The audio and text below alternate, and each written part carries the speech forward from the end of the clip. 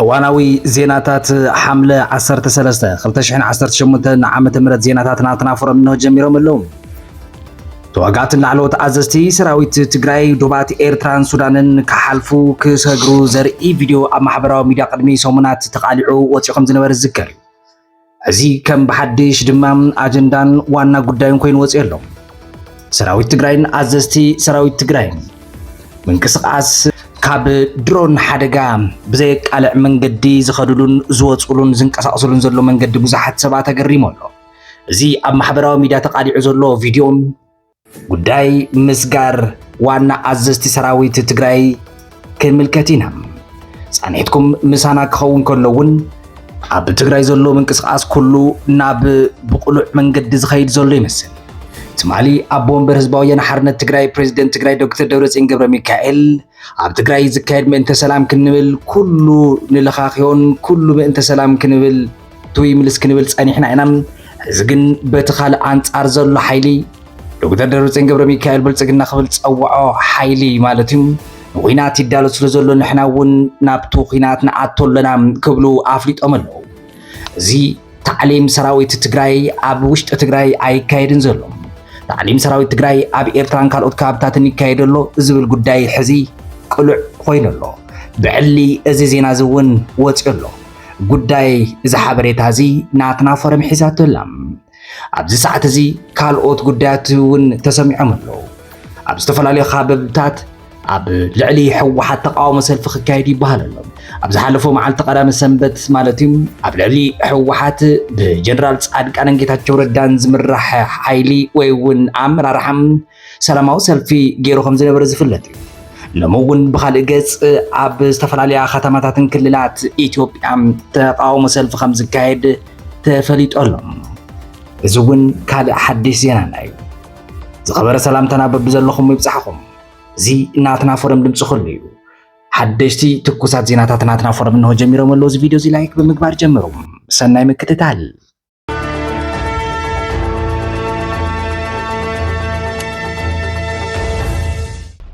ተዋጋእትን ላዕለዎት ኣዘዝትን ሰራዊት ትግራይ ብግሁድ ዶባት ኤርትራን ሱዳን ክሰግሩ ተራእዮም ኣለዉ። እዚ ቪድዮ እዚ መን ይቀሪፅዎ? እዚ ምንቅስቃስ እዚ ካብ ሰማይ ንዝመፅኣ ድሮናት እውን ክሳብ ክንደይ ተቃልዓ እዩ? ኣብ መንጎ እዚ ናይ ሞትን ሕይወትን ዘሎ ጉዕዞ ሚስጥር እንታይ ይመስል? እዚ ዝተቃልዐ ኣዛዚ ኣርማ 13 ጀነራል ጸጋይ ማርክስ እውን እቶም ሰሙናት ገይሮም ዘለዉ ቪድዮታት ሓደ ዓብዪ ሚስጥር ሒዙ ወፂኡ ኣሎ። ኣብዚ ቪድዮ እዚ ዋና ኣዛዚ እቲ ኣርማ እውን ይዝርአ። ብጀላቡ ገይሮም ተከዘ ክሰግሩ ብጀላቡ ገይሮም መረብ ክሰግሩ ዘርኢ ቪድዮታት ይወፅ ኣለዉ። ካብዞም ክልተ ቪድዮታት እቲ ቀዳማይን ላዕለዋይ ኣዛዚ ሰራዊት ዝርአ ኣዛዚ ኣርሚ ሰራዊት 13 ጸጋይ ማርክስ ቅድመ ገለ እዋናት ናይ ኢትዮጵያ ሓይሊ ኣየር ኣብ ጥቓ ሸራሮ ናይ ድሮን መጥቃዕቲ ኣብ ዝፈፀመሉ እዋን ጸጋይ ማርክስ ዝመርሖ ሰራዊት ኣርሚ 13 ከቢድ ሃስያ ከም ዝወረዶ ዝፍለጥ እዩ። እዚ መጥቃዕቲ ድሮን እዚ ምስ ተፈፀመ እምበኣር ጀነራላት ትግራይ ናብ ሸራሮ ብምኻድ ምስ ህዝቢ ክዛተዩን ካልእ ሓድሽ ስልትን ድማ ከውፅኡ እዮም ዝጀመሩ። ኣብዚ ሕጂ ሰዓት እዚ ስልቲ እዚ ብዙሕ ሰብ ዘይገመቶ ኮይኑ ኣሎ። ሰራዊት ትግራይ ካብ ድሮን መጥቃዕቲ ፍጹም ዝኽወለሉ ባይታን ኣካይዳን ዝጀመረ ይመስል። እዚ ኣዛዚ ሕጂ ሓደ ካብቶም ኣብ ሱዳን ዝንቀሳቀሱ ዘለዉ ቀንዲ መራሕቲ ሰራዊት እውን ከም ዝኾነ ተነጊሩ ኣሎ። ህዝቢ ትግራይ ኣብዚ ሕጂ ሰዓት ሰላም ደልዩ ምስ ብልጽግና ብዙሕ ትውይ ምልስ ክንብል ፀኒሕና ኢና። ብልጽግና ግን ኣብ ልዕሊና ካልእ ኣዋጅ ኩናት ይእውጅን ሰራዊቱ እውን የትምም ኣሎ ክብል ዝገለፀ ኣቦ ወንበር ህዝባዊ ወያነ ሓርነት ትግራይ ትማሊ ዶክተር ደብረጽዮን ገብረ ሚካኤል ነዚ ንምምካት እውን ሰራዊትና ካብቲ ቅድሚ ሕጂ ዝነበረ ምንቅስቃስን ኣተዓጣጥቃን ወይ እውን ኣካይዳን ፍልይ ብዝበለ መንገዲ እዩ ዝኸይድ ዘሎ። ናይ ህይወት ሞትን መንገዲ ሰራዊት ትግራይ በበይ ገይሩ እዩ ዝጓዓዝ ዘሎ። እዚ ጉዕዞ ሰራዊት ትግራይ ብርግፅ ካብ ዓይኒ ብልጽግና ይኹን ካብ ዓይኒ ፌደራል መንግስቲ ዝተኸወለ ኣይኮነን። ኮታስ ካብ ዓይኒ ዓለም ኣብዚ ሕጂ ሰዓት ዝተኸወለ ኣይኮነን። እዚ እሞ እንድሕር ዘይተኸዊሉ ከመይ ይንቀሳቀስ ኣሎ ዝብል ግን ኣዝዩ ስርሕት ወይ እውን ምንቅስቃስ ሰራዊት ትግራይ ሕጂ እውን ዓለም የግርም ኣሎም። እዞም ሓይልታት እዚኣቶም ናብ ሱዳንን ኤርትራን ንምእታው ዝጥቀምሎም ዘለዉ ክልተ መንገድታት መንግስቲ ብልጽግና ከም ዝፈልጥን እዚ ግን ከኣቱ ወይ ድማ ናብዚ ሸራሮ ኤርትራ ሱዳን ዘሎ መስመር እንዳተፈለጠ ከሎ እቲ መንገዲ ግን በበይ ገይሮም እዮም ዝኸድዎ? እዞም ሓይልታት ካብ ሸራሮ ወይ እውን ካልኦት ካብታት ትግራይ ተበጊሶም ናብ ኤርትራ ይኣትዉ ኣለዉ። ካብ ኤርትራ ብምቕጻል ድማ ናብ ሱዳን ብፍሉይ ከባብታት ከሰላን ገዳሪፍን ናብ ብሉ ናይል እዚ መንገዲ እዚ ድማ ነዊሕ እኳ እንተኾነ ብተዘማዲ ድማ ዝሓሸ ተባሂሉ ዝውሰድ ዝሓሸ ተባሂሉ ዝውሰድ ዘሎ እዚ መንገዲ ሸራሮ ኤርትራ ሱዳን ፍሉጥ እንተሎ እቲ መንገዲ ሰራዊት ትግራይ በበይ ተሰዊሩ ዝኸይድ ዘሎ ንብዙሓት ሰባት ካብ ዓይንን ካብ ማሕበራዊ ሚድያን ካብ ሚድያን ተሰዊሩ ዘሎ እዚ ካልእ ሓፂርን ብዛ ሓደገኛ መንገዲ ድማ ኦም ሓጀር እዩ እዚ ተሓዘ ሓፀረ መንገዲ ብኦም ሓጀር ኣቢልካ ብጀልባ ናብ ሱዳን ምእታው እዩ እዚ እውን ሰራዊት ትግራይ ፈቲንዎ እዩ ኣብቲ ቪድዮ ዝወፀ ኣብቶም ተዋጋእቲ ብጀላቡ ተፃዒኖም ዶባት ክሰግሩ ከለዉ እዚ መንገዲ እዚ ድማ ሓፂር እኳ እንተኾነ ንመጥቃዕቲ ድሮንን ነፈርትን ግን ኣዝዩ ዝተቃልዐ እዩ ኣብ ማእኸል ፈለግ ብጀልባ ክትጓዓዝ ከለኻ ካብ ሰማይ ንዝመፅእ መጥቃዕቲ ዝኾነ ይኹን መከላኸሊ ክትረክብ ፍጹም ኣይትኽእልን ሰራዊት ትግራይ ግን እዚ ገይርዎ ኣሎ እቲ ዓብዪ ስትራቴጂካዊ ዕንቅፋት ዝኾነ እውን ምዕራብ ትግራይ ኣብዚ ክነስተውዕል ዝግባእ ዓብዪ ጉዳይ እውን ኣሎ ምዕራብ ትግራይ ሑመራ ወልቃይት ፀገደ ኣብ ትሕቲ ቁፅፅር ሰራዊት ምክልኻል ኢትዮጵያን ሓይልታት ኣምሓራም ዘብዒ ተከዘ ኢሎም ንባዕሎም ዝፀውዑ ዝውሰድ ዘሎ ትግራይ ቀጥታ ናብ ሱዳን ዝወስድ መስመር እውን ዘየብሉን ስለዚ ነዞም ሓደገኛታትን ነዋሕትን መንገድታት ኤርትራን ሱዳንን ክጥቀም ይግደድ ኣሎ ሰራዊት ትግራይ ኣብዚ ሕጂ ሰዓት እዚ ኩሉ ወይ ድማ እዚ ኩሉ መንገድን ስልትን ሰራዊት ትግራይ ንምንታይ ክጥቀም ተገዲዱ እዚ ክገብር ዝተገደደሉ ዋና ምክንያት ድማ እቶም ላዕለዎት ኣመራርሓም ኣብ ሰራዊት ትግራይ ዝነበሩ ኣዘዝቲ ጀነራላት ኣብዚ ሕጂ ሰዓት ናብ ኣዲስ ኣበባ ዝኸዱ በዝሒ ሰራዊት ትግራይ ኣሰላልፋ ሰራዊት ትግራይ ኣፅዋር ሰራዊት ትግራይ ምንቅስቃስ ኣንፈት ሰራዊት ትግራይ ሙሉእ ብሙሉእ ብዝበሃል ደረጃ ንፌደራል መንግስቲ ከም ዘረከቡ ወይ እውን ከም ዝተዛረቡ ዝፍለጥ እዩ እዚ ንምቅያርን ኩሉ ነገር ንምግልብባጥ እውን ሰራዊት ትግራይ ኣይኮነን ዶ ካብ ኣብ ኣዲስ ኣበባ ዘለው ጀነራላት ካብ ባዕለምቶም ሓለፍቲ ሕወሓት እውን ዝተሰወረ ምንቅስቃስ ይገብር ከም ዘሎ ብዙሓት እውን ብምግራም ዝሰምዕዎ ወይ እውን ዘከታተልዎ ዘለዎ ሓበሬታ ኮይኑ ኣሎ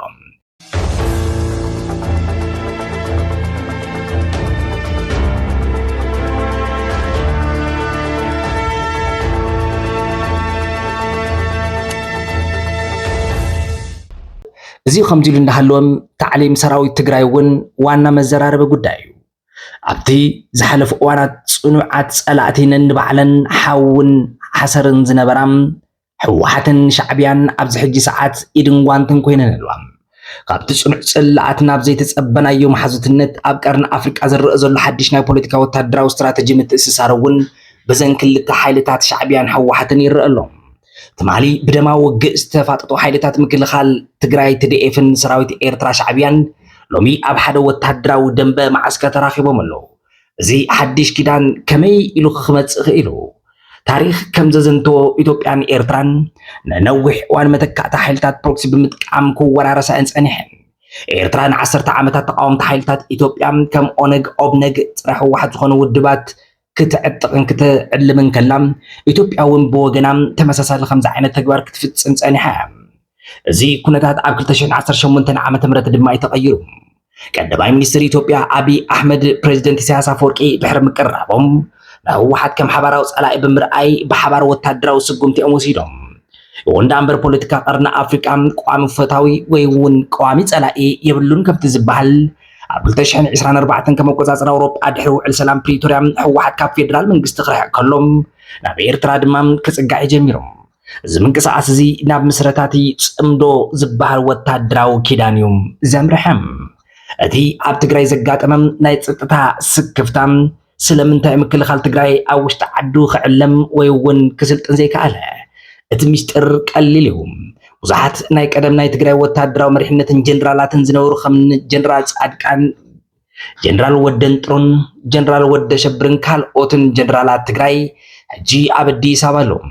እዞም ጀነራላት እዚኣቶም ኩሉ ወታደራዊ ሚስጥራት ትግራይ ማዓስከራት ናይ ስልጠና ቦታታትን መስመር ኣካይዳን ቅርፅን ሰራዊት ትግራይ ጠንቂቖም ዝፈልጡ እዮም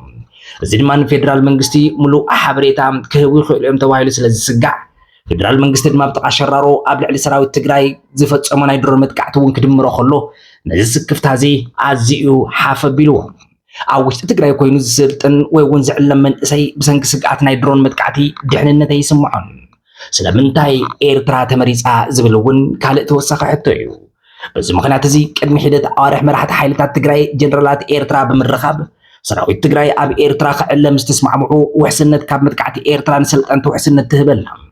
ፌደራል መንግስቲ ኢትዮጵያ ድማ ውሽጢ ኤርትራ ዘሎ ማዓስከር ክወቅዕ እንተደልዩ እዚ ማለት ቀጥታ ውግእ ምስ ኤርትራ ምእዋጅ ማለት እውን ይዝኸውን ዘሎ ነዚ ሓደጋ እዚ ድማ መንግስቲ ኢትዮጵያ በቀሊሉ ኣይወስዶን ጽኑዕ ወታደራዊ ክእለት ማዓስከራት ኤርትራ ከም ሳዋን ዘለዎ ምቹዕ ዘይኮነ ናይ ከባቢ ኣየርን ተሪር ወታደራዊ ታዕሊም ዝፈልጡ እዮም እዚ ድማ ንሰራዊት ትግራይ ተጻዋርነት ናይ ውግእ ክእለትን ኣዝዩ ሓፍ ክብል ዝገብሮም እቲ ህልው ኩነታትን ግዱድ ዕስክርና ሚስጥራዊ ስልጠናን ሕጂ ኣብ ዶባት ኤርትራ ሓያሎ ናይ ታዕሊም ማዓስከራት ተጣይሸን ኣለዋ ኣብ ትግራይ ብሰፊሑ ብዝካየድ ዘሎ ናይ ግዱድ ዕስክርና ወይ ድማ ግፋስ ዝተታሓዙ መንእሰያት ብዝቱር ናብ ኤርትራ እዮም ዝለኣኹም ብዙሓት ስድራ ቤታትን ደቆም እውን ኣበይ ከም ዘለው እኳ ብልክዕ ኣይንፈልጥ እንተበሉ ገለ ስድራ ቤታት ግን ኣበይ ከም ዘለው ብስልኪ ይኹን ብገለ መራኸብቲ ሓፋሻት ወይ ድማ ስልኪ ተራኺብና ኣብ ኤርትራ ኣለዉ ዝብሉ እውን ኣለዉ ብመሰረት ዝርከብ ዘሎ ሓበሬታ ዝወፅእ ዘሎ ዜና ሒደት ኣሻሓት ዝኾኑ ናይ ትግራይ ወታደራት ኣብ ኤርትራ ይዕለሙ ከም ዘለው ዘረጋግፅ ፅፁይ ሓበሬታ እዩ ዝወፅእ ዘሎ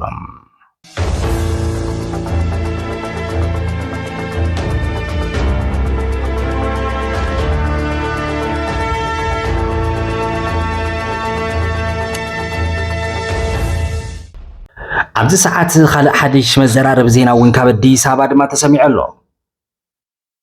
ኣብ ዝሓለፈ 2-3 መዓልትታት ኣብ ኣዲስ ኣበባ ኣብ ልዕሊ ሕወሓት ወፂኡ ዝነበረ ናይ ተቃውሞ ሰልፊ ሎሚ ድማ ኣብ ካልኦት ክልላት እውን ክቅፅል ምዃኑ ዝገልጽ መግለፂ ተወፂኡሎም ተሰሚዑሎም ትግራይ ከም ብሓድሽ ናብ ሓደገኛ ወጥሪ ድያ ተኣቱ ዘላ ሎሚ እዚ ዛንታ እዚ ብዝርዝር ክንምልከት ኢና ኣብ ኣዲስ ኣበባ ዝተለዓለ ተቃውሞም ከምኡ እውን ነዚ ተቃውሞ ዝስዕቡ ሕወሓት ዝሃቦ መልሲ እውን ዝዝከር እዩ ምርጫና ሰላም እዩ ኩናት የብቅዕ ብዝብል መሪ ሓሳብ ዓብይ ህዝባዊ ናይ ተቃውሞ ሰልፊ ተኻይዱ እዩ እዚ ሰልፊ እዚ ብዝተፈላለዩ መልክዓት ኣብ ልዕሊ ትግራይ ዘነፃፀረ እዩ ኣብ ልዕሊ ሕወሓት ኣይኮነን ዝብል ካብ ትግራይን ተጋሩን ዝለዓል ዝነበረ ሓሳብ ተቃውሞን ቅሬታን ሰሚዕናን ተመልኪትና ኢና እዚ መግለፂ እዚ ግን ሓደ ፖለቲካዊ ዘፈርዚ ቤት ምክሪ ዝኾነ ኣይተነጋ ኣሰፋ ቅድም እንትብል ላዕለዋይ ኣመራርሓ ሕወሓት ዝነበረ መቐለም ከም ዝገለጾም ሕወሓት ንኻልኣይ እብረ ኩናት ተዳልወላ ኣብ ትግራይ ንዘለዉ መናእሰያት እውን ብሓይሊ ተሓፍሰላ ናብ ኩናት የእትውዎም ኣለዉ ክብል እዩ ሕዚ መግለፂ ዝሃበ ቅድሚ ደቃይቅ እዚ ጥራሕ ኣይኮነን ኣይተነጋ ካልእ ክስ እውን ኣቕሪቦም ኣለዉ መንእሰይ ትግራይ ብውሑድ ዶላር ተሸይጡ ኣብቲ ኣብ ሱዳን ዘሎ ውሽጣዊ ኩናት ክጥበስ ይግበር ከም ዘሎ ብምግላጽ እዚ ተግባር እዚ ዓለም ለኻዊ ገበን እዩ ዝበለ እውን ኣይተነጋም ናይ ፌደራል መንግስትን ፈረንቲ ስምምዕ ፕሪቶሪያ እዚ ተግባር እዚ ንምዕጋድ ብህፁፅ ኢዶም ከእትው ኣለዎም ፌደራል መንግስትን ኣብ ትግራይ ብቐጥታ ከኣቱ ኣለዎ ኢሎሎም ኣይተነጋም ብካልእ ገጽ ድማ እቲ ብቦርድ መረፃ ሕጋዊ ሰውነቱ ተሰሪዙ ዝተባሃለ ሕወሓት ኣብ ወንበር ህዝባዊ ወያነ ሓርነት ትግራይ ዶክተር ደብረፅዮን ገብረ ሚካኤል ኣብ መቐለ ዝተኻየደ ህዝባዊ ዘተን ሓደ ተሪር ዝኾነ መልእኽትን መጠንቀቕታ ናይ መመሓላሊፎም ዶክተር ደብረፅዮን ገብረ ሚካኤል ከም ዝበልዎም ቀዳማይ ሚኒስትር ኣብይ ኣሕመድ ናብ ስልጣን ካብ ዝመፅእ ጀሚሩ ንህዝቢ ትግራይ ንምጥፋእ ዝዓለመ ስትራቴጂ እዮም ዝኽተሉ ዘለው እዚ ስትራቴጂ እዚ ድማ ክሳብ ሕጂ ይቕፅል ኣሎ ካብ መንግስቲ ብልፅግና ሰላም ክርከብ ከም ዘይኽእል ገሊፆም ኣለዉ ዶክተር ደብረፅዮን ላዕላውነት ትግራይ ንምሕላው ተመዛበልትና ቦታኦም ንምምላስ ዓቕሚ ምክልኻል ትግራይ ካብ ዝኾነ ይኹን ሰዓትን እዋንን ንላዕሊ ክጥንክር ህዝባዊ ውሳነታት ምውሳድ እውን ኣገዳሲ ኢሎም ኣለዎም ድሕሪ ስምምዕ ፕሪቶሪያ ተፈጢሩ ዝነበረ ናይ ሰላምን ልምዓትን ተስፋ ከም ዝመኸነን ትግራይ እውን ከም ብሓድሽ ናብ ከቢድ ስግኣት ኩናት ትምለሰላ ክብሉ እዮም ኣፍሊጦም ብካልእ ገጽ ድማ ካብ ባይቶ ሰላም ለውጥን ደለይቲ ዝብል ብጀነራል ጻድቃን ኣይተ ጌታቸው ረዳን ዝምራሕ ማለት እዩ ቀጻሊ ኣብ ካልኦት ክልላት ከተማታት ኢትዮጵያ እውን ሰላማዊ ሰልፊ ክካየድ እዩ ኢሎም ክቡራት ተኸታተልቲ ናይ ሎሚ ዝርዝር ሓበሬታ ነዚ ይመስሉ ብዛዕባ ዞም ክልተ ተጻረርቲ መግለጽታት ሕጂ ዝሰማዕኹሞም እንታይ ርኢቶ ኣለኩም ሓሳብኩም ከም ትወትሩ ኣብ ኮሜንት ቦክስ መልእኽቲ ጻሓፉልና እዚ ቪድዮ እዚ ላይክ ብምግባር ቻናልና ሳብስክራይብ ብምግባር ምስ ሓቀኛን ሚዛናዊን ሓበሬታ ኩኑ የቀንዲልና ሰላም